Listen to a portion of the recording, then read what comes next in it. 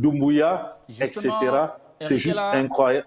Justement, Eric Ella, en parlant de l'Afrique, vous saluez la présence bien représentée de l'Afrique centrale, mais en parlant de l'Afrique de l'Ouest, vous citez Alassane Ouattara, vous citez le Sénégalais Diomaye Faye, et aussi Mamadi Doumbouya. Vous qui êtes panafricaniste, pourquoi, est-ce que vous pouvez nous dire un peu, cette invitation, cela représente quoi? Cela renvoie à quoi?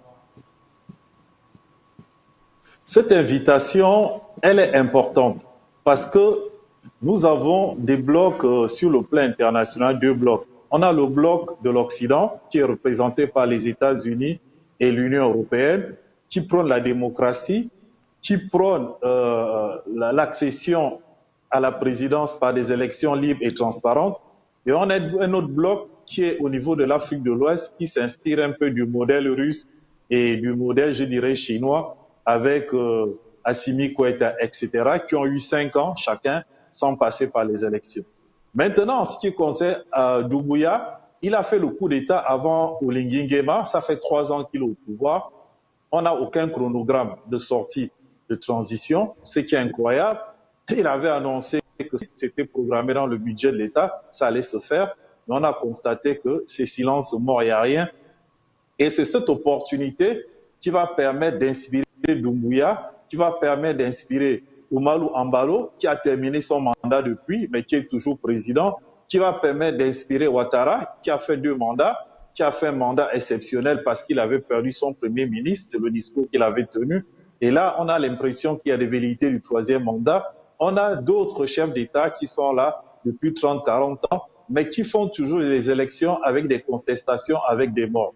Donc, Oligui Nguema a donné une leçon à tous ses pairs et je pense que tous viennent pour voir comment il a fait. La France a délégué le ministre délégué aux Affaires étrangères. C'est l'union qui va permettre à la francophonie, à toute l'Afrique de se retrouver. Et aussi, Oligui Nguema a permis à l'Union africaine d'être crédible. Parce qu'au moins, l'Union africaine va avoir un trophée pour dire qu'ils ont fait le job à travers la transition du Gabon, parce que jusqu'à présent, l'Union africaine avait perdu toute crédibilité à cause des crises en RDC, à cause des crises au Soudan, etc. Donc, Oligui Nguema a permis de réconcilier le bloc occidental, a permis de réconcilier l'Union africaine. C'est pourquoi vous voyez toute cette mobilisation pour venir fêter cela, pour faire comprendre qu'il est possible de faire la démocratie en Afrique, il est possible de faire des élections incontestables avec un score de plus de 94,85%. Il est possible de réaliser tout ça avec un militaire. Donc, il y a la curiosité, il y a aussi une opportunité de pouvoir apprendre auprès d'Oligui Nguema, de comprendre et de tester si vraiment il y a eu cette forte mobilisation. C'est pourquoi il est impératif. Je convie tous les Gabonais à remplir le stade.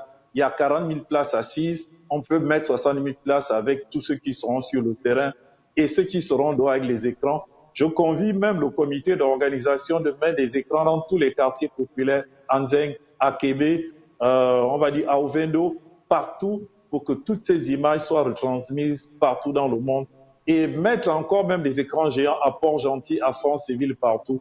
Parce que tous les Gabonais doivent être impliqués justement à cette investiture, parce que c'est la volonté du président de la République. Il n'a pas fait une installation en VIP avec l'élite politique. Il a fait une installation populaire parce qu'il est le représentant du peuple gabonais et il voudrait partager ces moments avec le peuple gabonais pour que tout le monde soit imprégné et motivé pour attaquer ce challenge de 7 ans. Merci.